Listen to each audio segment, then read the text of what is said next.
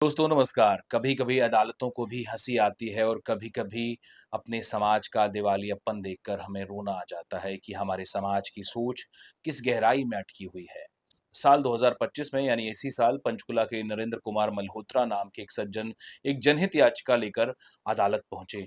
मांग ये कि करवा चौथ का व्रत जो है वो सभी महिलाओं के लिए ज़रूरी कर दिया जाए। जी हाँ, करवा चौथ का व्रत सभी महिलाओं के लिए ज़रूरी कर दिया जाए मतलब वो चाहते हैं कि इसे एक कानून के तौर पर बना दिया जाए।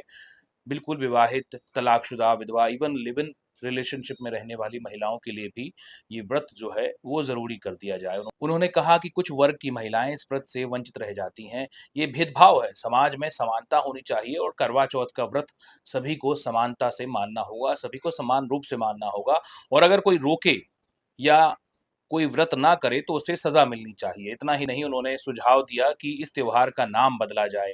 जी हाँ, उन्होंने इस करवा चौथ के त्योहार का नाम बदलने का सुझाव भी अदालत को दिया है।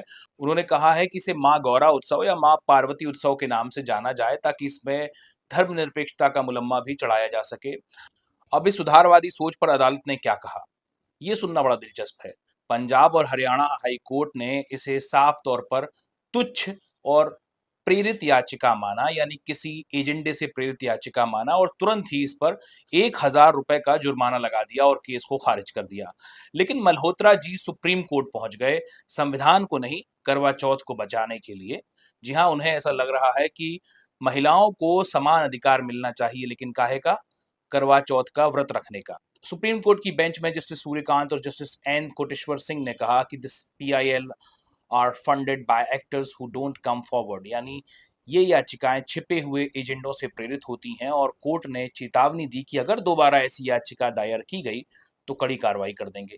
जी हाँ, मल्होत्रा जी को एकदम से कोर्ट ने समझा दिया कि दोबारा अगर इस तरह से वो आए तो उन पर कार्रवाई हो जाएगी। अब आप सोचिए, जरा ठहर कर सोचिए, ये बहस करवा चौथ की है ही नहीं, ये उस माइंडसेट की बहस है जो स्त्री की आज़ादी को संस्कार की बेड़ियों में जकड़ना चाहती है। आज भी विधवा स्त्री को सिंदूर लगाने की छूट नहीं, लेकिन उसी समाज के कुछ स्वयंभू संरक्षक कहते हैं कि उसे करवा चौथ रखना चाहिए। ये प्रेम नहीं है, ये पितृसत्ता का एक नया मुखौटा है। त्योहार जब मर्जी से नहीं, ज़बरदस्ती से मनवाए जाएँ, तो वो परंपरा नहीं, बंधन बन जाते हैं। कोर्ट ने इस बात को तुरंत समझ लिया, लेकिन नरेंद्र मल्होत्रा जैसे लोग कब इसे समझेंगे, ये शायद हम सब सोच रहे हैं। कोर्ट ने कहा कि stop making culture a compulsion क्योंकि सवाल दरअसल करवा चौथ का है ही नहीं, सवाल उस सोच का है। जैसे मैंने कहा कि सवाल उस सोच का है जो आज भी महिलाओं की आज़ादी से डरती है, उनकी स्वतंत्रता से घबरा जाती है। अगर आपको ये वीडियो अच्छा लगा हो तो लाइक और शेयर ज़रूर कीजिएगा और मेरे चैनल को सब्सक्राइब भी ज़रूर कीजिएगा। बहुत शुक्रिया।